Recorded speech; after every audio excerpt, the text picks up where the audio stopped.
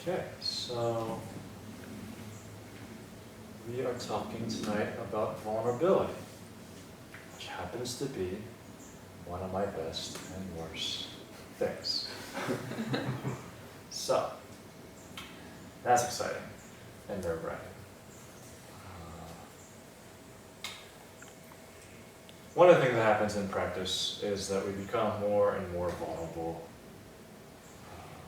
We become more and more vulnerable to ourselves, to each other, to our emotions, to the world. And for most of us, especially if you're a guy in America, you're taught that vulnerability is often a weakness, something that you don't do. Most people equate vulnerability with weakness as a bad thing. That if you express your emotions, if you displayed weak behavior or weak character, then the other guys will toughen you up and show you it's not how you're a man in America. And so a lot of what goes on these days is toxic masculinity, I would say, is partly based on this culture of boys are not allowed to be vulnerable, which is wrong. In the training that we do up in Maple, up in Lowell, one of the ways we talk about our training is the cultivation of these three qualities of wisdom, love, and power. And everyone, I think, has a loose concept or thought in their mind that somehow meditation and wisdom are connected. You get enlightened, you get wisdom through meditation, somehow they're connected. How exactly is not clear, but you meditate to get wise, right?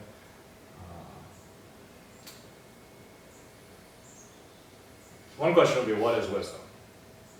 And how does this connect to vulnerability? On one hand, there's a lot of information these days. Infinite amount of information on the internet, on podcasts, books, so much media we can consume and learn more and more and more. But you could argue there's very little wisdom these days. And so each of us have certain views, each of us learn certain things, and a lot of us learn things just naturally growing up, like if you're a boy, don't show weakness, don't be vulnerable, don't show your emotion, because that's not attractive, it's not appealing, it's not safe. The world will eat you up if you're weak, so you should toughen up. Only show emotion to your mother and your spouse, and maybe your siblings and your kids. And we carry these kinds of beliefs and views for the rest of our life without maybe even being aware of it as something we hold as part of who we are or just how things are. This is just the truth, this is just reality, this is just our culture, this is just who I am. And it kind of becomes a self-fulfilling prophecy where if I start feeling bad and I'm with a group of people, my body feels scared and nervous and says there's danger. And so my mind comes up with the thought of either this situation is dangerous, or this person is dangerous, or I'm scared and inadequate. And it feels very real. One or all of these stories must be true. And so it seems like my experience is validating this original view of emotions. Expressing negative emotions is a bad thing, because I've got the direct felt experience that it was bad over and over and over again. So when we meditate, we stop trying to create concepts of reality and try to actually experience more and more of what a less fabricated version of reality is. What if we just sit down and pay attention to whatever's happening without trying to change it or manipulate it, perform in some way so that then I'll get jhana, or then I'll get this, or then I'll get whatever, or the teacher will like me or something. Actually just going to pay attention in certain ways, using concentration, clarity, equanimity, being okay with whatever happens for a sustained amount of time. And for most of us, even 5 minutes or even 10 seconds of having an experience where we're not trying to manipulate it or control it or make it fit into how we think it's supposed to be is a revolutionary act. And so a lot of good things happen and a lot of bad things can happen. And in all cases, we become more vulnerable to reality. We start feeling the things that we normally have different coping mechanisms to not feel. We start thinking things that we have told ourselves not to think. And it can be exhilarating and it can be really terrifying. So we become vulnerable. We stop hiding. We consciously choose to not hide from our own feelings and thoughts and our own experience. And experience myself as myself. Taking myself as an object, taking experience as an object, and rather than trying to fit it into my model, what experience is, I'm just going to experience it in a less fabricated, a less conditioned way, to the best of my ability, to the extent that I can. And it's terrifying. For most of us, we're used to performing, manipulating, controlling, doing things. It's just part of the socialization process, it's part of growing up, and it's a necessary part of growing up. Otherwise, we would be helpless and not able to do anything. So, a lot of us look at animals or babies and we go, oh, look, there's an enlightened being right there. If only we were all like babies or animals, we would all be amazing. But babies and animals can't harvest food or do a lot of things. If we were all babies, we would all be dead. So, if we're taking acid or mushrooms, you don't want that person to control anything. That person shouldn't be in power or taking care of anyone or anything. That's why there's usually a person whose dedicated job is helping the person through that experience. So, to one extent, it's necessary. We have to learn how to grow up, how to be socialized, how to take on useful views, to navigate the world and be around each other. The problem is that these views, that these ways of being get stuck. They get ingrained, the neurons in our brains get fired and wired together, and they get stuck. We don't get to choose anymore, and we don't even, not even aware sometimes that this is just a lens of how to look at things. This is just another way of seeing rather than the truth. And so wisdom emerges when we stop connecting our experience to our past memories and our future plans, and we let go of all of our fixed views, and we have a less experience that's filtered through my beliefs and my opinions, and just have a more real experience, a direct experience. And in that way, insight can actually emerge because we're no longer using any map, using any story, or using any pre-existing belief. Look at this. A lot of the breakthroughs in science, for example, are often mocked and ridiculed by the fellow scientists because they went against the existing dogma of the time, which they thought was the dharma. And so it took someone, maybe sometimes outside of the field, to really look at things in a way that no one else had really looked at it before, putting aside all the existing explanations, using it to the extent that it's useful, but not being attached or enslaved by those ways of looking at it, to come up with new novel ways, new connections, new ways of looking at this phenomenon and understanding it.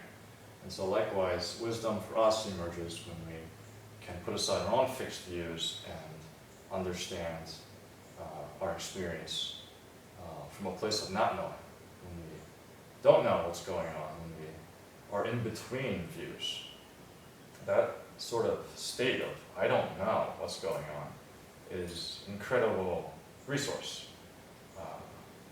When residents join the Monastic Academy, or apprentices, or even guests, I often tell them that this is a very rare and precious time of your training while you're here, because in a few weeks, or days, or months, or years, you're going to get ever-increasing responsibilities, you're going to get ever-increasing work, and you're not going to have the privilege or knowledge to sit in this not knowing for an extended amount of time, learning just to follow and just receive. You're going to have to lead, you're going to have to make decisions, you're going to have to decide things before you know it's the right decision, and you're going to have to lead even when you don't want to.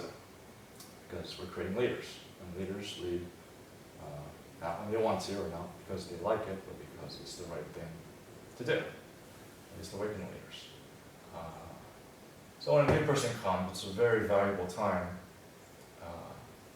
this transition time, when I had this pre-existing way of living, learning, relating, coping, and now I'm in this completely different structure and culture. A lot of it's unfamiliar and strange, and no one seems to have a comprehensive manual of what all the rules or behavior or norms are. I'm often confused about why is it sometimes we do it this way, and then other times we don't seem to follow that way. Am I allowed to do it? I'm allowed to read at night, but I can't use electronics. I'm allowed to do this, but not that. It's very confusing. It seems like it would make more sense if you just laid it out. You had all the rules on the sheet on the wall, or you had a lot of signs, or you had a more comprehensive intake process or something. And it's true, that would be good. But the truth is that there's also a value in that state of not knowing, in the liminal transition space. And how do you respond to that? Do we freak out? Do we pay attention? Do we listen? Do we ask questions? Do we try to force how we think things are supposed to be?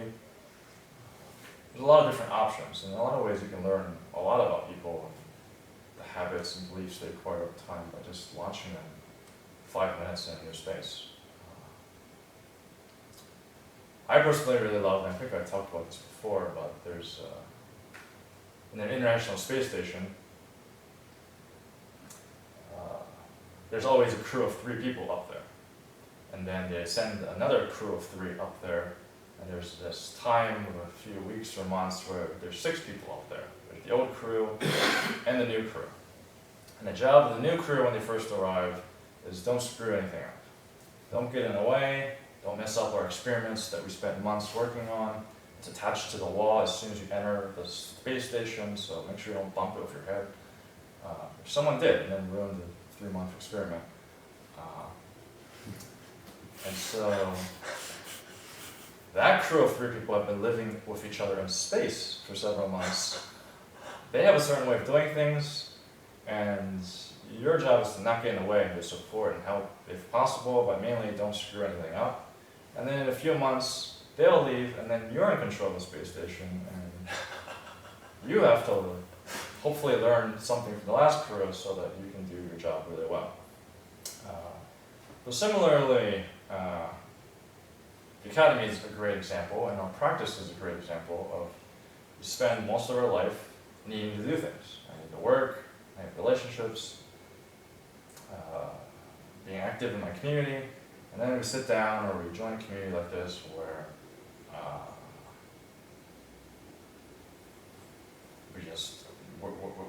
we're practicing less what we're doing and the content that we're producing and focus more on how are we relating, how am I paying attention right now, how am I using my mind right now, how am I relating to people right now, how am I relating to this community right now. Finally get to work in a place where I don't have to preserve my how people are perceiving me. For a lot of us, we spend a lot of our time, I know in my jobs in the past, it's almost a second full-time job of preserving how people view me. And this happens a lot in our daily interactions, our daily relationships. Part of me is performing to win approval, or to get praise, to get recognition, We're not get critiqued or judged, humiliated. And then we meet other people's persona that are doing the same thing, and then we have this dance of each of us trying to manage each other's image of us. The joyous thing in meditation, or a practice like circling, or a community like this, in any good spiritual community, is we acknowledge, let's just take it as a given, that we care about each other, that every human being and every life is inherently valuable. Even if we don't feel that all the time, we at least have that aspiration or belief. And then we can work on the armoring and habitual ways we've gathered over time, whether we like it or not, to not be vulnerable. Instead, learn, how can I be vulnerable? How can I not need to manage how am I perceived and whether or not you like me or not? And actually, is it okay if I'm feeling bad and I just, can I share it? Is that okay? Can I share that with myself? Is the world going to fall apart if in meditation I start feeling fear or doubt or insecurity or inadequacy? Is it okay to have that experience, or do I need to rush to find a solution or hesitate of whether or not I want to be feeling this or not? A lot of times when I'm meditating I get stuck. The question I might ask myself is, what is the feeling I don't want to feel right now? What is it that I'm trying to get away from? Because there's probably something I don't want to feel or realize or experience in some way. Now, of course, we've all been around people that were quote-unquote vulnerable, and it seems terrible. Or we tried it sometimes and didn't go well. Sometimes we can chalk that up to just bad circumstances, but it seems like there should be some guide rules, or sometimes where vulnerability doesn't go well and it makes sense not to do it. One thing would be not leaving here thinking vulnerability is just another technique of I'll be vulnerable and then people will like me or something like that. I'm going to tell a really sad story and then people will be attracted to me, think I'm a good person or something. And then I get confused when I told this story and people were kind of weirded out or looked at me strangely, because the subcommunication, the subtext that human beings are really good at reading subtext is I'm still trying to win your approval by telling the story. Even if the listener isn't consciously aware of this, somewhere intuitively they probably know something's off here. So vulnerability is not another technique, is not another tool, not another method of our ego to win approval or please people or get what I want. It's more of a state of being, of honesty, confidence, trust, power. Another downfall of vulnerability would be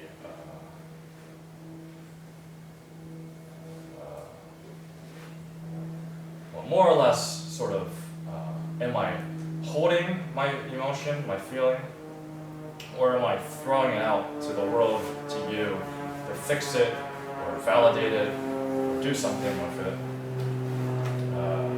There's a way in which I can be angry, and I can express my anger and say, I'm really angry at you right now.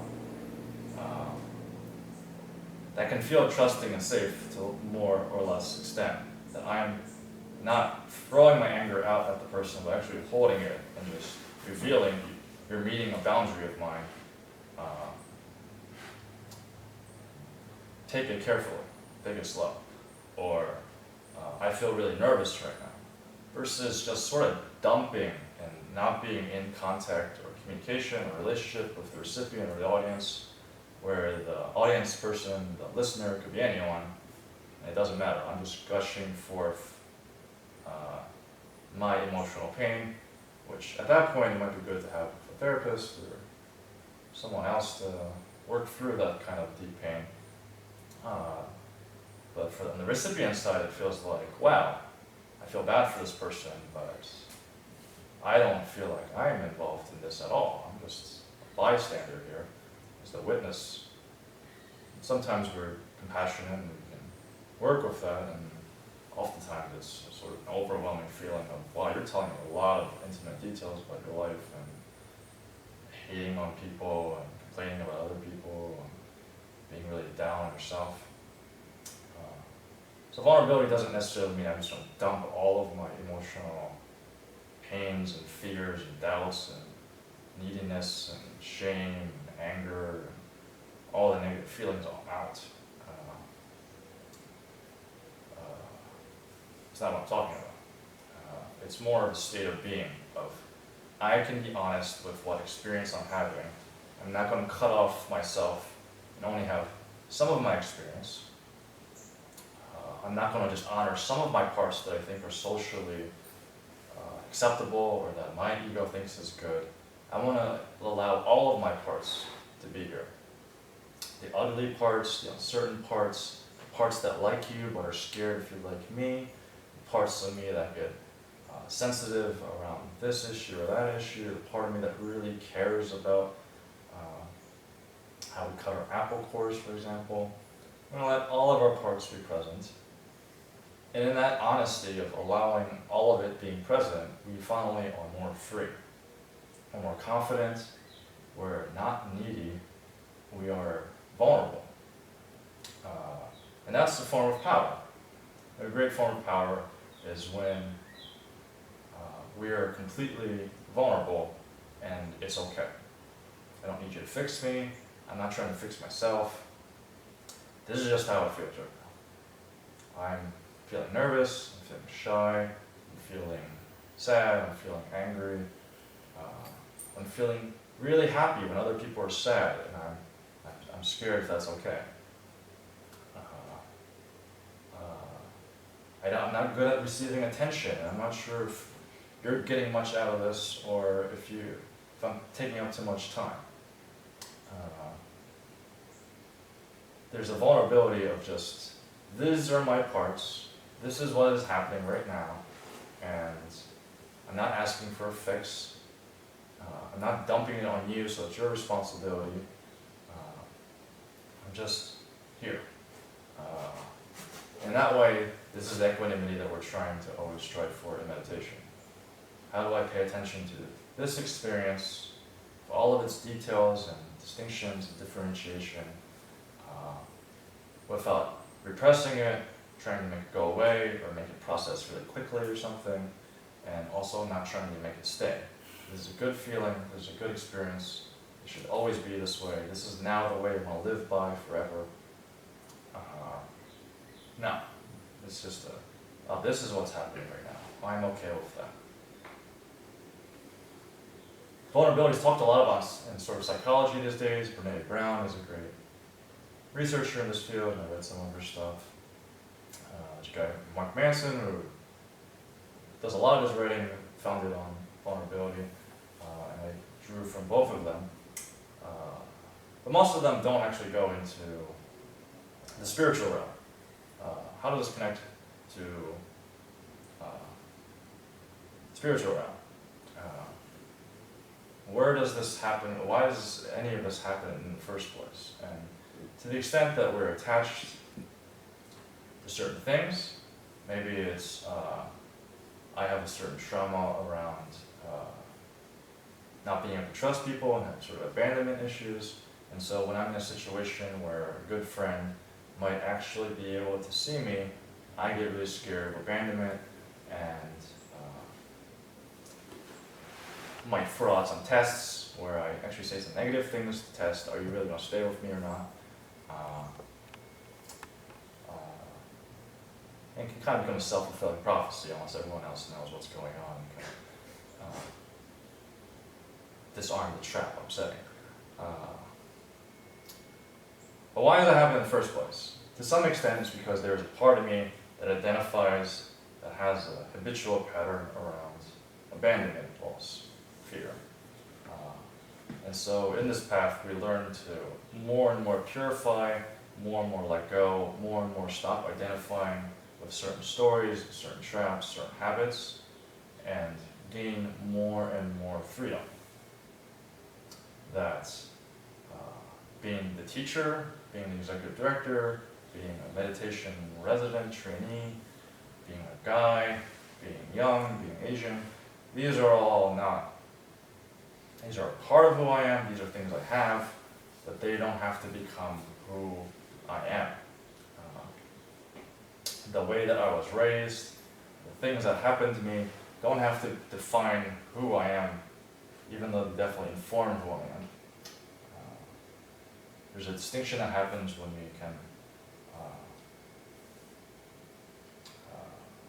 be mindful, pay attention to the things that normally trigger us, make us reactive, normally that we think as this is who I am, this is how the world works.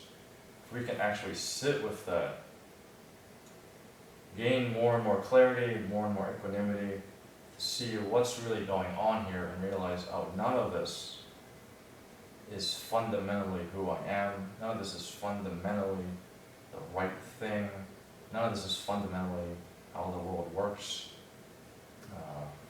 These are all stories, these are all attachments, these are all beliefs I've formed. Classic Buddhism, they talk about the self as, their model of the self is that it's composed of 5 skandhas, 5 pieces. Form, perception, feeling, consciousness, and it's confusingly called mental formations. Let's just for now say mental habits or dispositions. And that when these 5 come together, we have a sense of self emerges. A lot of people confuse Buddhism as saying there is no self. Self is not real. Even though in countless sutras, he clearly mocks and says there's a school of thought that says that, and we are not saying that. The nihilists, we're not saying that, and we're also not saying there's this permanent, eternal self that we meditate and then we realize our permanent self that will always be the same and never change. That's not real either. Instead, there is a phenomenological self that emerges out of these 5 components, and it's real. A classic example that I heard was, these are 5 elements, you put them together, you get a fist. And one way you can say this fist isn't real, because I just do this, there's no longer a fist. And yet when I do this, there is a fist. I can hit you with this fist and you would feel it. I'm kind of weak, so you might not feel it very strongly, but you would feel it. And then I open my hand, and now it's a palm. What's going on here? And so, likewise, we can decouple our sense of self with our body, our mental beliefs and habits, the way we perceive things, our feelings, and ultimately our consciousness. And in that way, we become free. And the vulnerability is more easy in a way. Vulnerability is the hardest when we feel like our sense of self is under attack.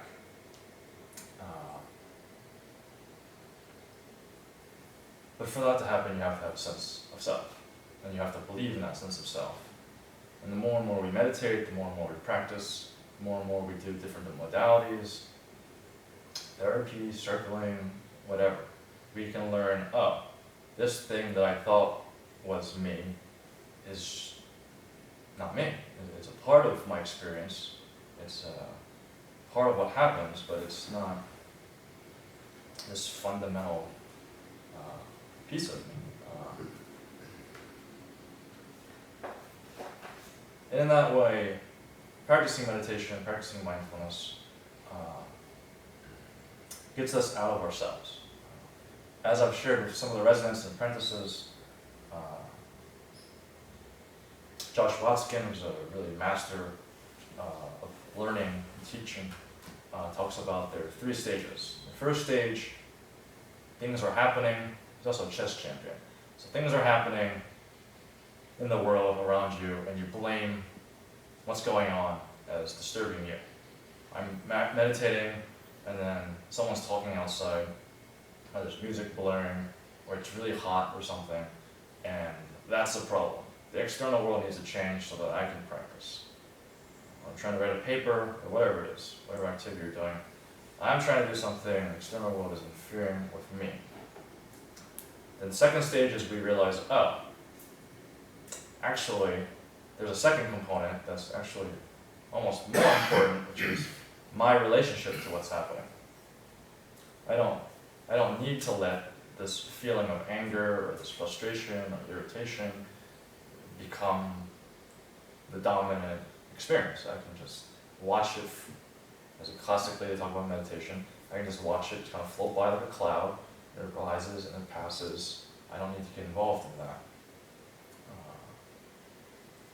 Of course, in Zen, they call this, this can lead into what they call the Zen disease, which is when you have meditators who are always just transcending everything, making everything the emptiness, and they almost seem no longer human and kind of like a robot, in a bad way, where it's actually kind of like a repression. And so the third stage is when we realize, how can I recycle everything that's happening into my practice? How can whatever happened actually inform and help the activity that I'm doing, whatever the activity is doing? For any elite performer in any field, they cannot rely on ideal, perfect circumstances and conditions for them to perform, because they're performing against other people, and the other people learned how to perform well in adverse situations, and even excel. So Josh talks about he was doing a chess championship, the World Chess Championship in India, and an earthquake happened. And for him, the earthquake was a catalyst for a huge insight that he didn't think he would have gotten if it wasn't for the earthquake, and he ended up winning. And so for him, the earthquake was just part of his experience. It's not a problem. It's not a part that he had to separate out and just be mindfully aware of his breath and not include this thing. Just paying attention to the chessboard, not letting the earthquake bother him. Now, use the earthquake, use whatever's happening as part of our practice. Likewise, spiritually, I don't know who said this, but you got it somewhere.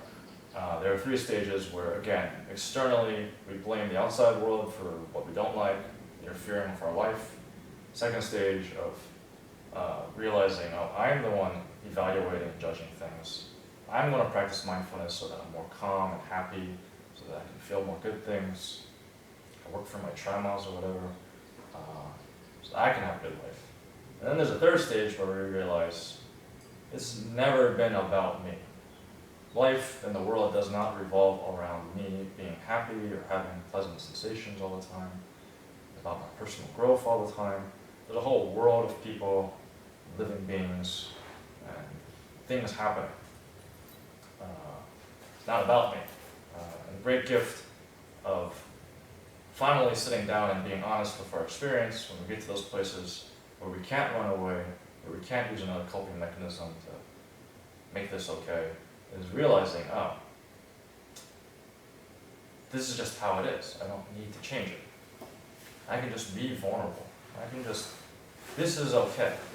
Whatever it is, I can feel this and experience it, and it's not about whether or not I like it. It's not about whether or not I'm enjoying this experience. And strangely, paradoxically, when we do that, the experience can become transcendentally blissful and great and amazing when we aren't trying to make it so. So this is an experience we can all practice, and hopefully we can all learn in our own practice, in our own communities, in our own lives. How do we be vulnerable? How do we not hide parts of ourselves and try to please other people or perform or manipulate ourselves and others to get ourselves or others to like ourselves, and actually just accept, have equanimity of whatever's happening, having the honesty of, this is what's happening. I'm not the center of the universe. And ultimately just let go, which is sort of the sum of all the spiritual paths. So, we can start with some practice.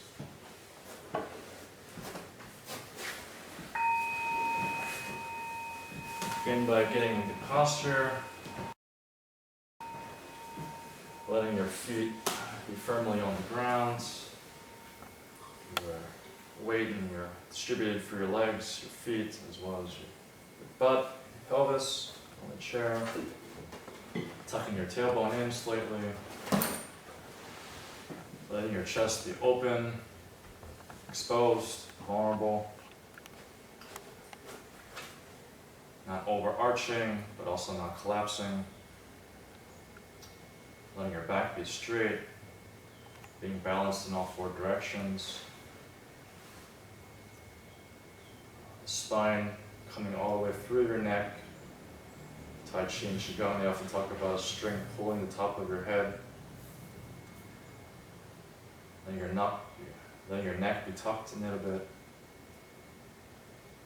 Allowing your eyes to be closed if they're closed, or relaxed if they're open.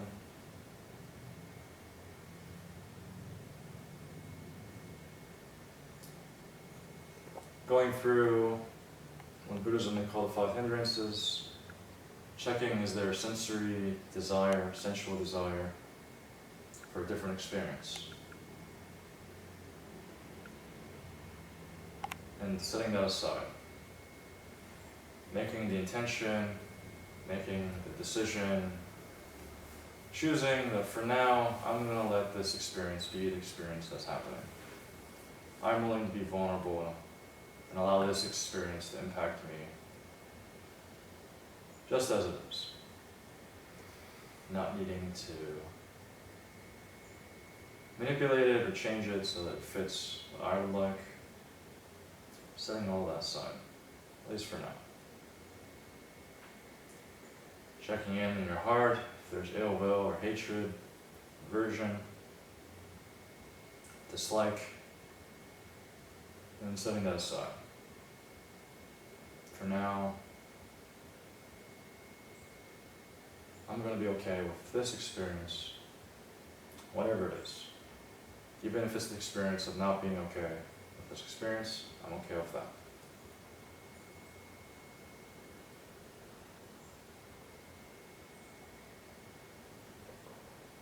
You can check for remorse, anxiety, fear, regret, feelings of shame or worry. I'm putting those aside for now. For now, you're in a group of aspirants, meditators, and for at least the next hour or so, or less, we're going to meditate. So I'm going to put aside all those worries and fears.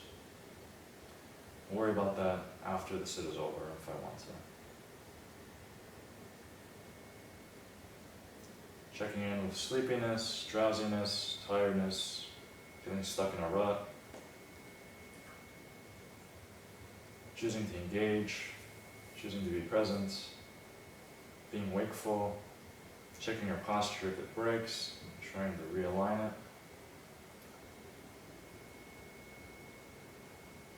Doing your best to try and stay awake, be engaged, be present, be honest with your experience.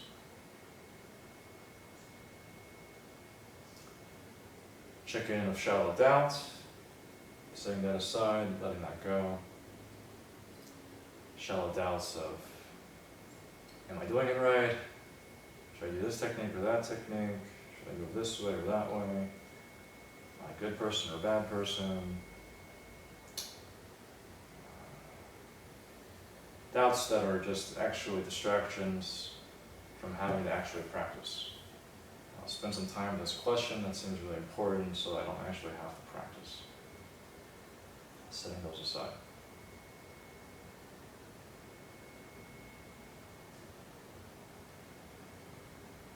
In their stead, you can cultivate, arouse, motivate. The 5 great pillars, the 5 great motivations, the 5 great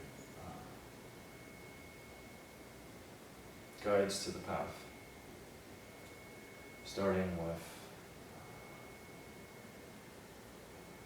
renunciation, letting go, surrendering. At least for this next meditation period, I am not concerned, I don't need, I'm not seeking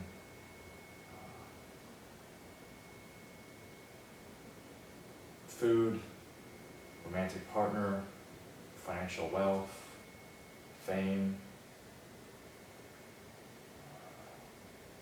appreciation of others, the praise of others, having a permanent home,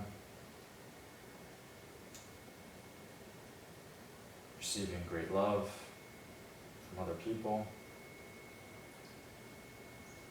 At least for this period, I'm going to renounce, relinquish, let go of all the things that I think I need or want.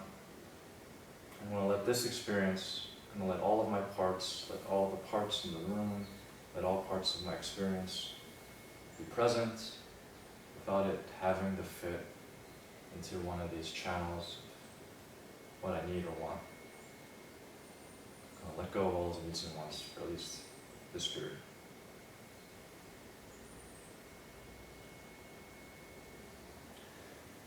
Then we can work on cultivating great compassion, great love, great care for ourselves and all things.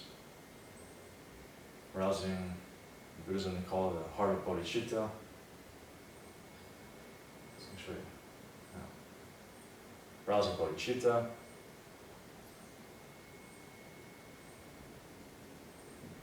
The heart that already cares for all things. The heart that's already connected to all things. The world is on fire. I, out of compassion, will step in and will rescue as many people and things as I can. I will do the necessary training and take the necessary action to save all beings, to do my part out of love, out of care and compassion.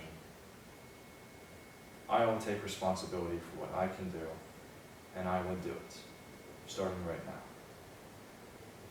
Or continuing right now.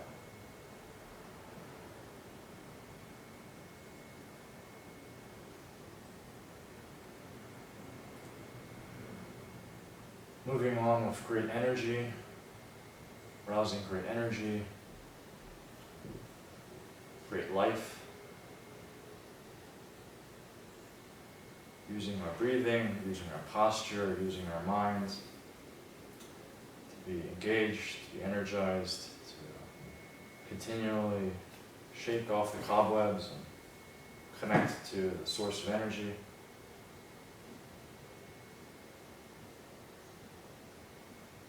This path is a path that requires passion and energy.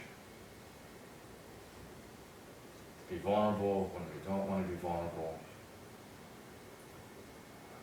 To see what we have not seen yet. Feel what we have not felt yet, to go where we haven't gone yet. Sometimes that takes great energy.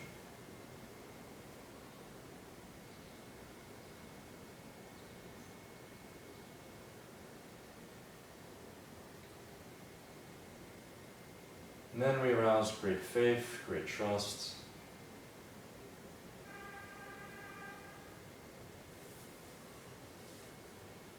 Trust and faith that I can do this practice, that this path is real, that all of the saints, heroes, teachers, Buddhas, Christs, Krishnas, and so on, would not lie about this practice, about this path, that so many people wouldn't have given up everything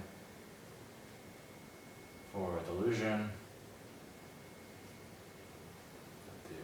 First and main job of any spiritual person, of any spiritual teacher, is to be honest with their experience, with the truth, and so we can have trust and faith that this path must be real, this path must work. I don't 100% know it yet, but out of faith and trust, out of the mentors, friends, inspirations we've seen and read and felt, there must be something here that I can explore.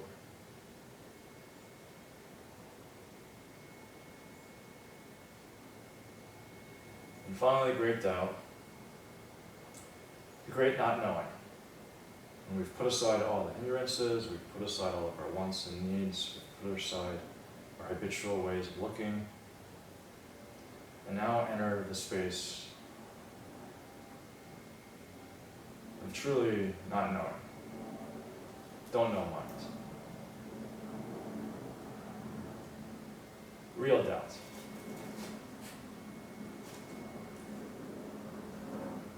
Less fabricated reality that we cannot quite control, cannot quite navigate, cannot quite know. Allowing ourselves to feel that, experience that, be in that, if it comes up.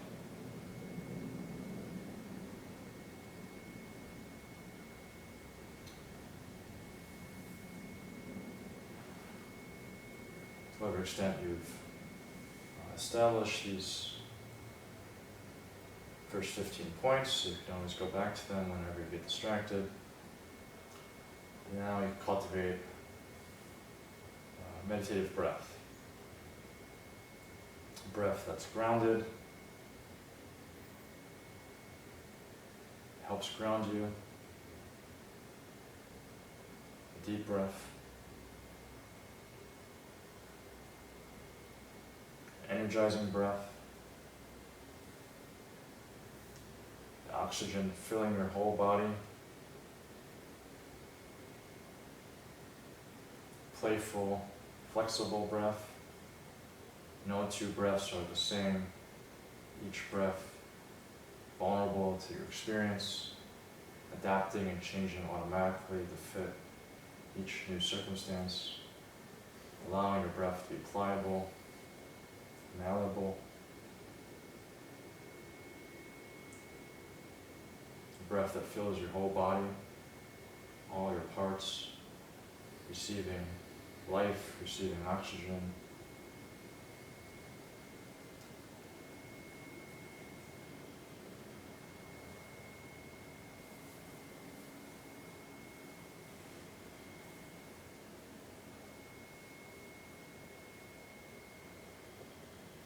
Having established 20 points, you can focus on any focus object that you choose.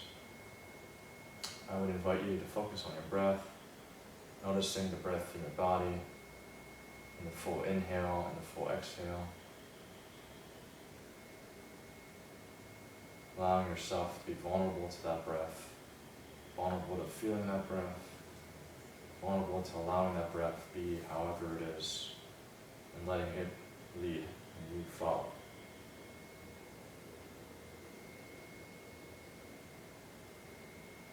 But you can do this with any focus object, whether you do a mantra, or visual sight, or auditory sound, or a different feeling. Whatever you choose, let yourself be vulnerable to that experience. Not needing to hide how you're reacting, how it feels, but allowing all the parts and all the things to just be there and be okay. Just continually bringing your concentration or focus back to having a full experience of your focus object, or in this case your breath.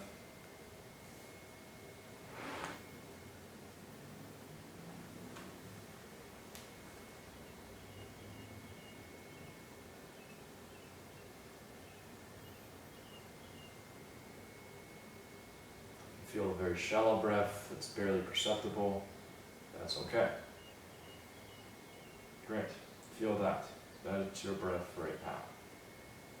If you feel a very deep breath, it fills your entire body, and great, have that experience, allow that to happen. In any case, not needing to check, or judge, or manage, or manipulate your breath, just having the breath happen as it's happening.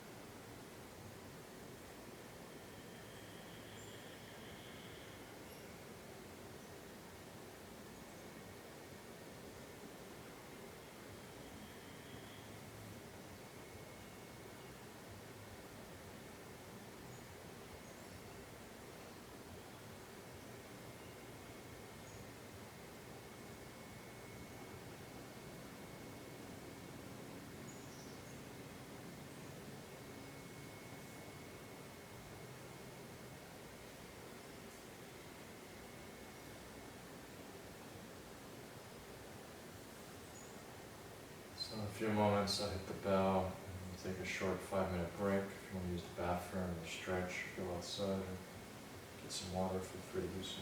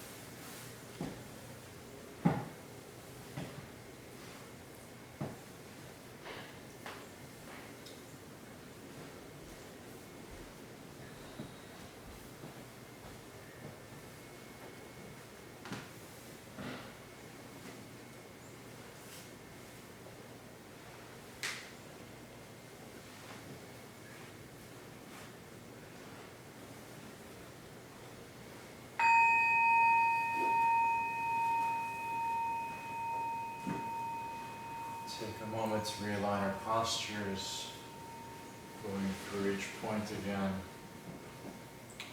establishing some mindfulness with our breathing or focus objects before we move on to the next exercise.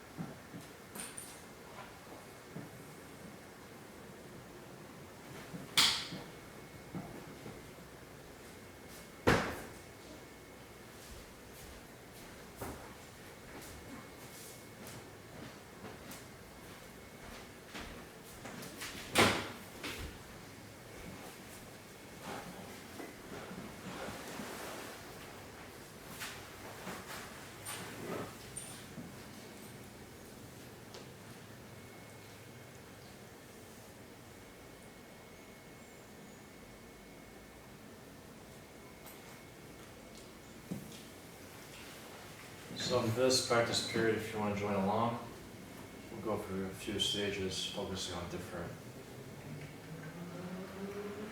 sensory experiences.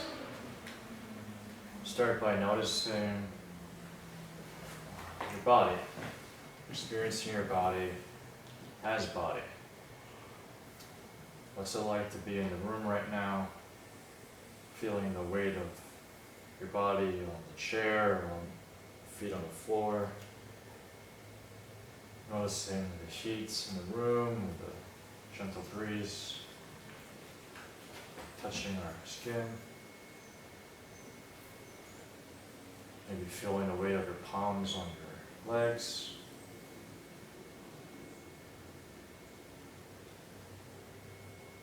You can either do it popcorn style and just notice whatever draws your attention and have a full experience of your body as your body. Or if you want, you can intentionally body scan, going from the top of your head, checking each part, noticing what's it like right here. What's it feel like right here? And going to another part of the body and checking what's it like here. Experiencing, focusing on experiencing your body as a body. Either popcorn style, wherever your attention naturally goes to body sensations and having a full experience of that body sensation for as long as it's there or your attention stays there. Or you can intentionally body scan, going part by part, checking each body part and seeing what's like there. What's that body part feel like as a body part?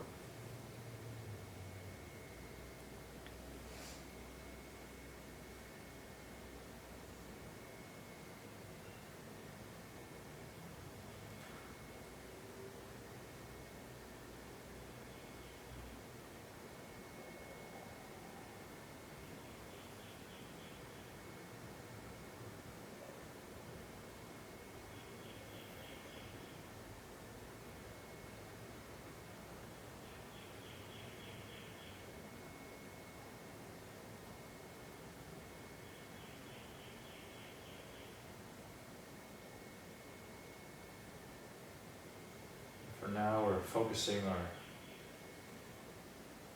range on just your body sensations. So if you have thoughts or evaluations or reports, analysis of your experience, try to set that aside and put your attention on experiencing the sensation, experiencing the body directly as just the body.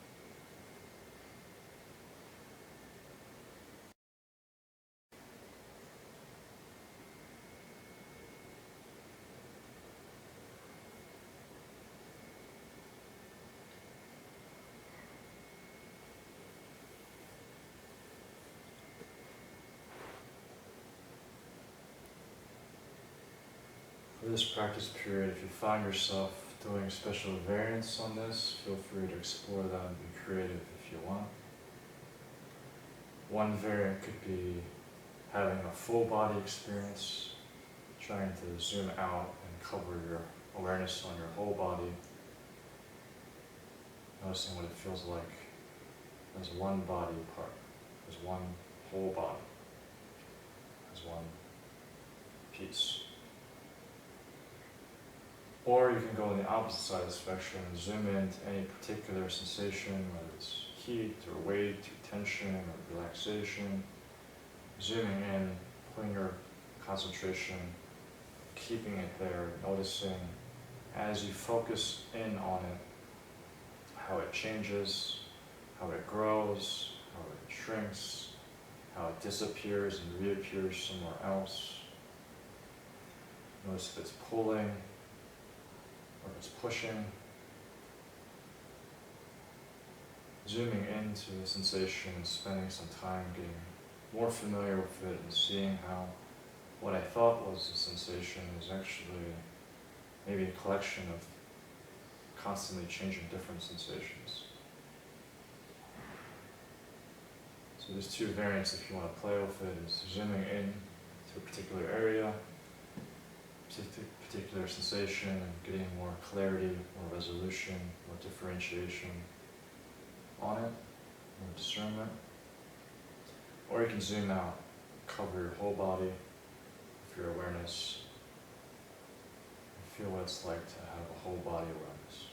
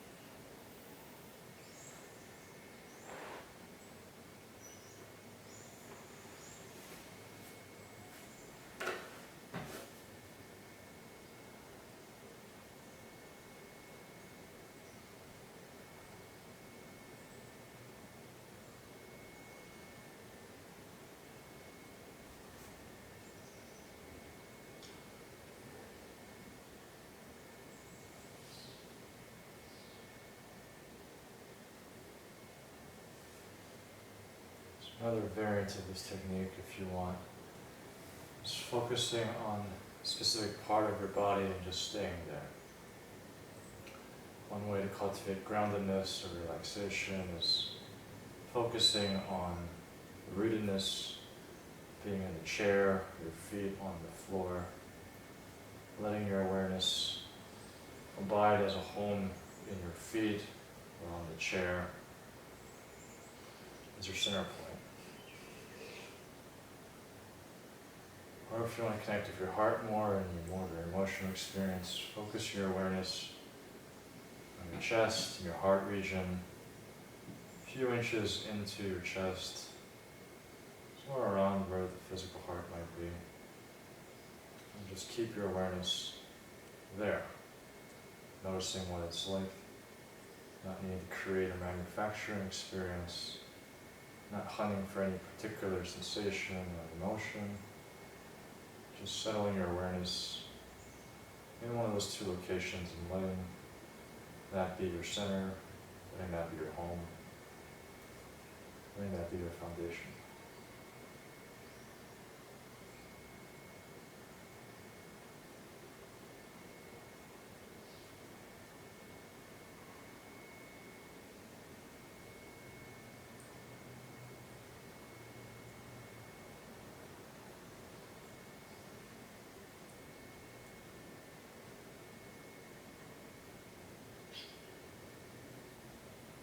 You should know if you're focusing on the chair, you can include your general core area, your abdomen, your hips, your general belly,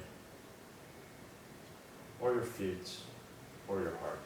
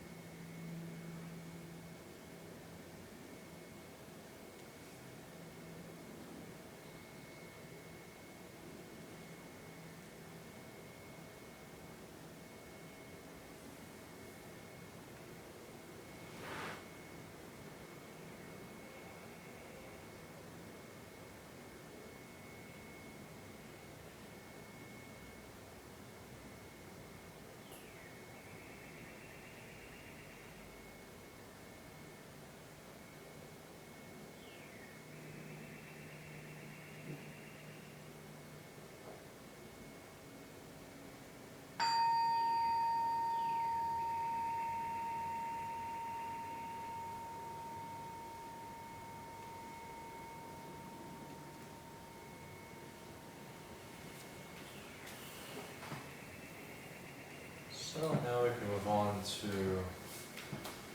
interactive discussion period. If anyone has any reports, questions, comments, things they want to share, insights they express, now would be open time for that.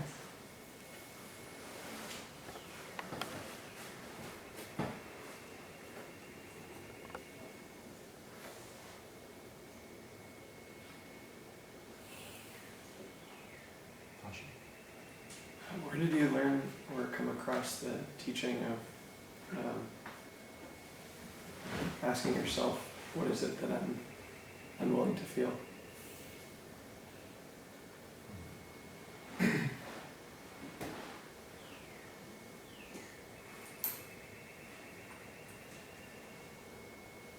I imagine I heard it or read it somewhere, but part of me wants to say I came up with it. So, I don't know is the real answer. I think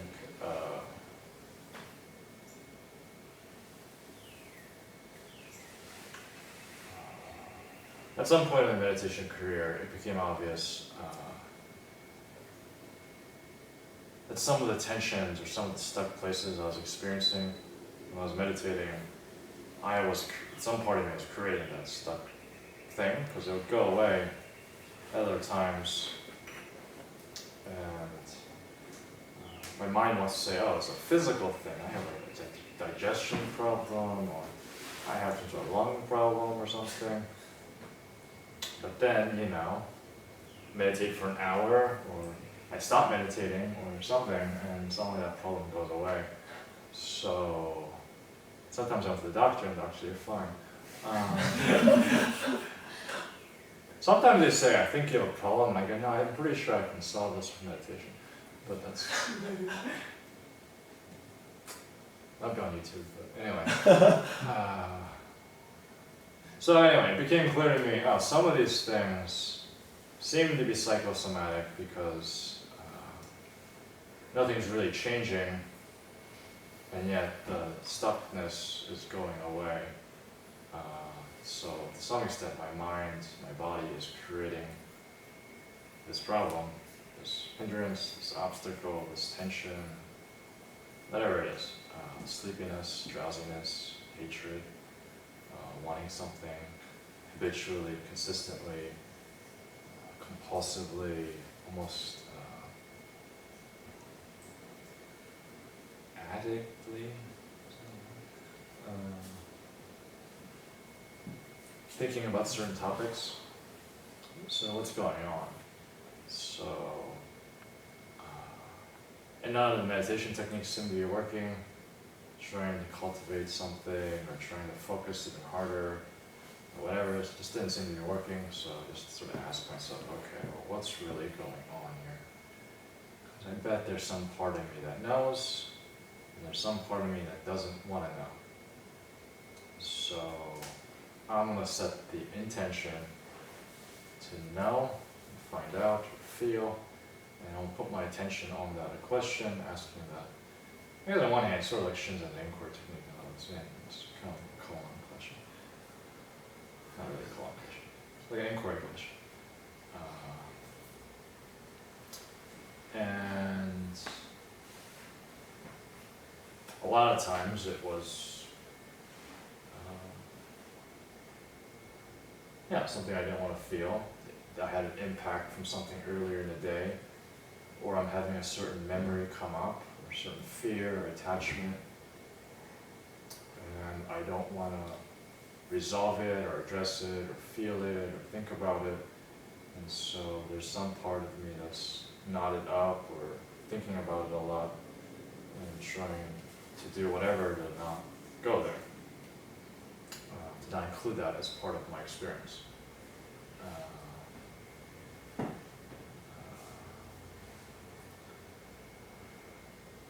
So over time I use that more and more. Often if I feel tension, it's like, oh, I'm scared. Or, oh, I felt really hurt by what someone said, and then I repressed it to not feel it, which led to a tension in my body. And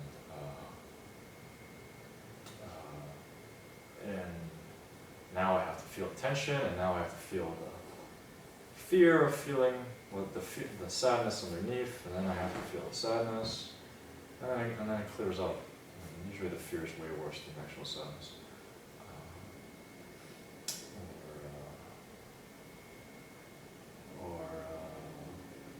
There's a feeling belief, as a recent teacher Doug said, of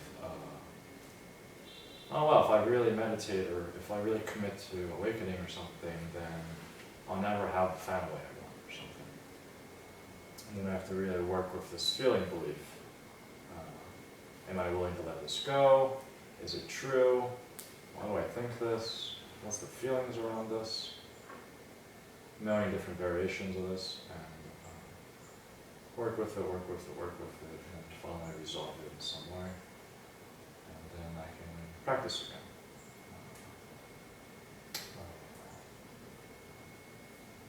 Sometimes it doesn't work. Who knows if that's just because I didn't try hard enough. It just doesn't work sometimes.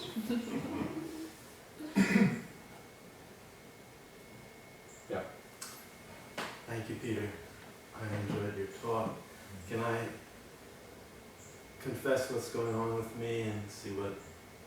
Please. I had a friend, a teacher, who referred to any group that is monastically trying to awaken as a mystic yoga factory.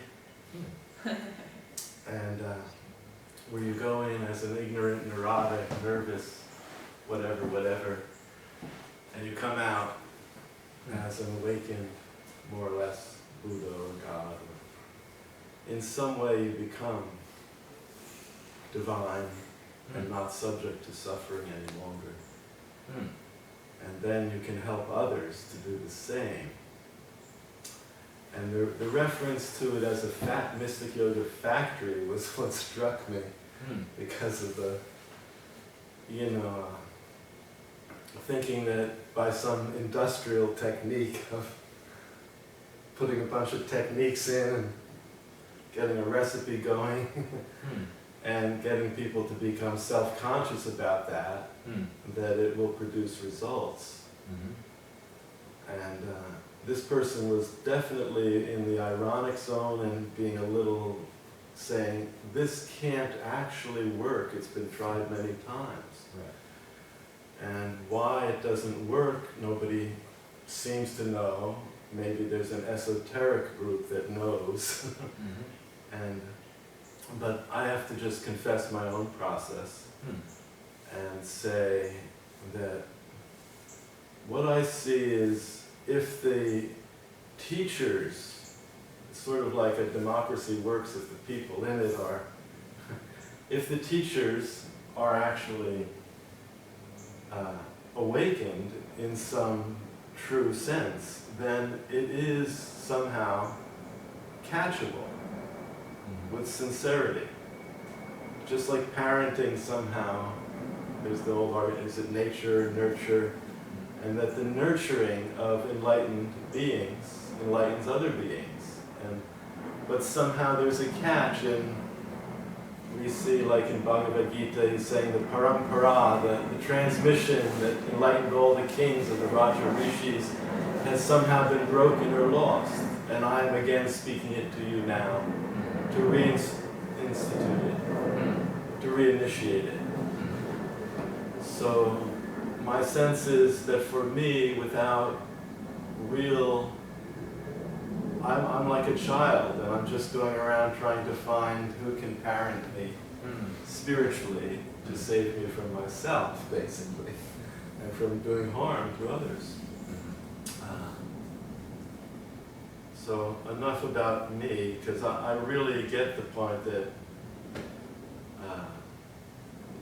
just getting everybody into a place where you cook their minds. I've experienced that in many places, many groups, and I've experienced, somebody seems to be awakening and nobody knows what to do, because they're not acting like they did when they were trying to awaken. So there's these stages, and I'm just a fringe member of this group.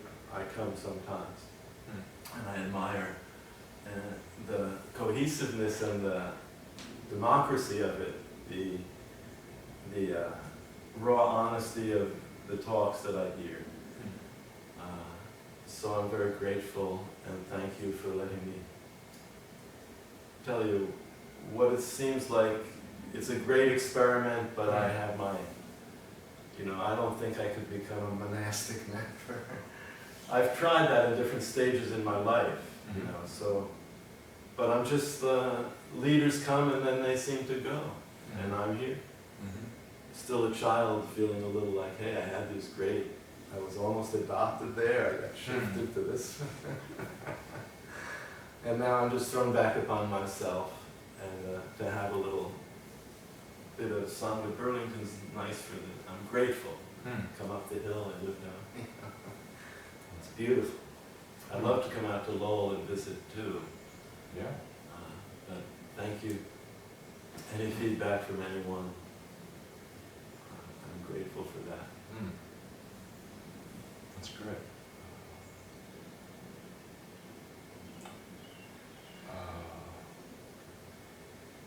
A lot of things I could say.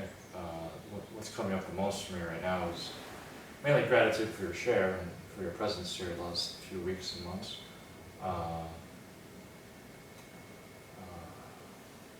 I remember when the community first asked me to be a teacher last year, and eventually accepted.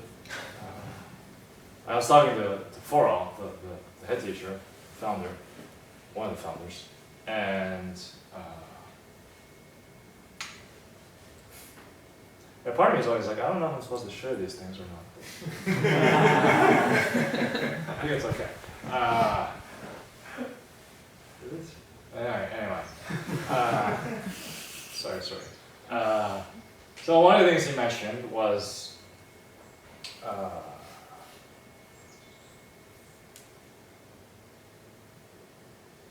I don't really remember why we got in this conversation, but we were talking about, he was trying to teach me how to do interviews. And he talked about sometimes a new student comes and the sincerity of their practice, the passion in which they bring forth their diligence and dedication and how much they care can be a really great gift to a teacher or other senior students who have gotten lax or complacent, or it's just become another routine or chore.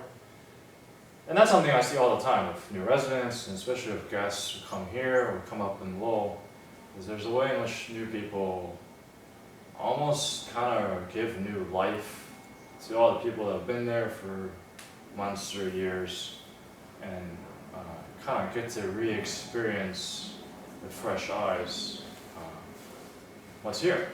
Now with the cobwebs and petty complaints and things like that that often happen. I've been with something for a while.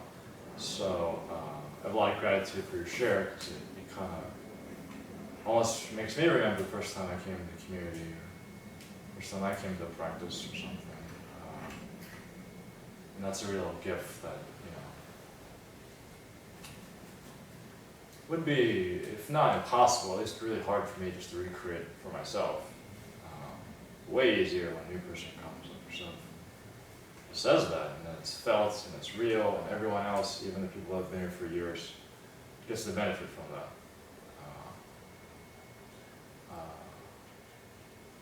Really good teaching goes both directions. Teacher benefits and the student benefits. So that's really nice.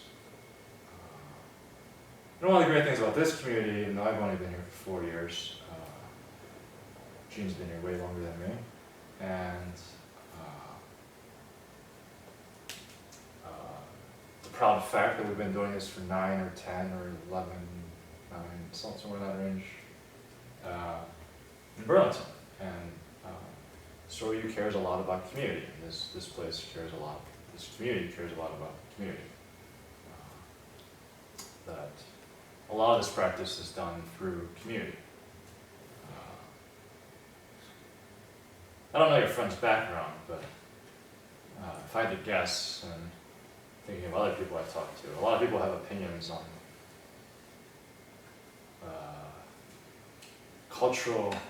cultural archetypes that they themselves have little or no experience or research of. So I meet a lot of people that have a lot of opinions about spirituality or meditation or yoga or monasteries or enlightenment, or awakening, stuff like that. And I'm not really qualified to talk about most of that stuff anyway, but it's interesting because those people are usually even less qualified than me, because when I ask them, oh, okay, so have you visited a monastery? And they go, no. Did you talk to an awakened teacher? You go, no. And I go, okay. Did you read a book? And they go, no. And so, I don't know what the conversation topic is about, but I'm pretty sure it's not about monasteries necessarily. When I'm talking to people like that. And so then I can probe deeper and go, okay, well, what's going on here? We used to talk about actually Maple as a people factory or something like that. Is that what we used? Trustworthy people factory? Awakened leader factory? Something like that. So it's funny that your friend brought that up. I don't know what we produce necessarily, if it's awakened yogini mystics or something. I am really proud that we can take almost anyone that has baseline physical, mental, emotional health and in a span of weeks, or really days, weeks, or months, or years, drastically transform their character in a way that is very real and genuine, trustworthy, reliable, and that their former background doesn't matter that much. Again, assuming they have a certain baseline health for this kind of intensive training. And so I always use the analogy that if you want the best scientists, well, we have MIT or we have NASA or something, astronaut training. If you want to find the best athletes, you can go to Olympic athletes or any of the major professional sports. But it's strange to me that if you want to find people who have intentionally and deliberately trained to high, ideally mastery level of compassion, trustworthiness, wisdom, community, I don't know if there's many other places like that. And it's weird that, to me it's weird that we don't have more of that. We know pretty well how to make a very good boy band. South Korea has a whole science down to, we can make boy bands. So we'll make like a NSYNC or Backstreet Boys or a musical group, a band. Oh, bands. South Korea has perfected the art of making a boy band. They're very good at it. If we want to make really good athletes, we know how to do that. If we want to create really good warriors, really good soldiers, Navy SEALs, we know how to do that. If we want to create really good thinkers, we more or less kind of know how to do that. And yet if we want to create really trustworthy, honest, compassionate, wise people that can foster community,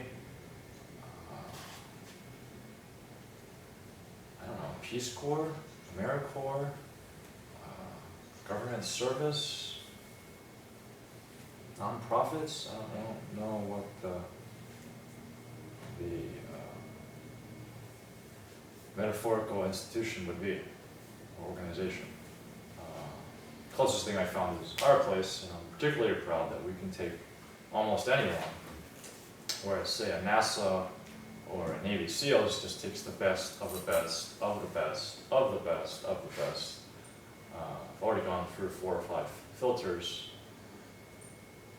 and we take a lot of different people that might not score at the highest of wisdom, love, or community, and through community, and through accountability, and through honesty, it'll work. And part of the reason it works, I think, is because the culture is based on honesty, of being vulnerable, giving feedback when it's not easy, receiving feedback when it's not easy, being honest is a key part of the Maple culture. And it's naturally, deep down, what we all, I think, want. Anyway, all of us want to live values of honesty, trust, compassion, but something in the world makes us compromise, or sometimes it's not appropriate or safe to do so. So it's almost like a detox or rehabilitation center or something, where we're actually going to live by the values that we all agree are actually the real values that an ideal, optimal society would live by.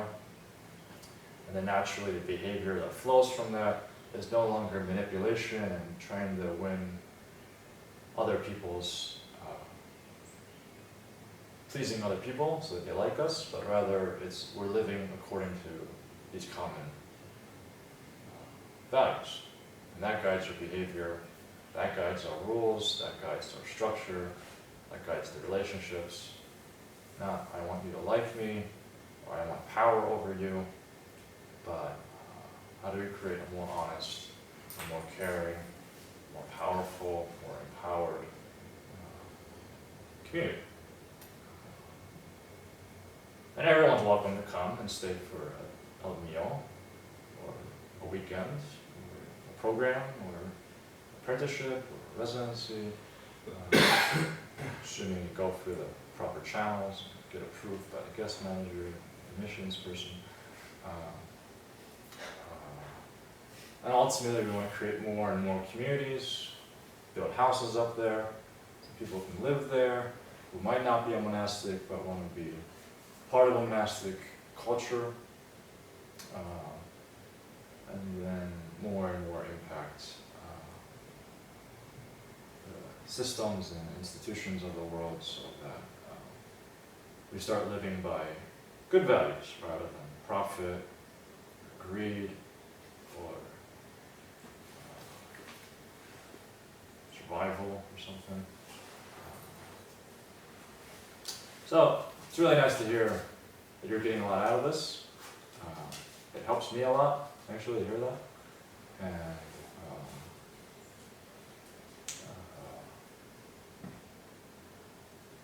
I hope you continue to benefit. And,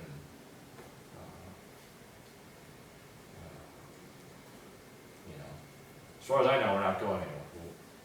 If all goes according to plan, we'll be in Burlington on Sunday for the next 100 years or something. Unless it turns out we're an evil institution and we should destroy ourselves. Hopefully we do that first. But assuming that doesn't happen, hopefully we're here for the next hundreds of years. Great. So I think that's about time.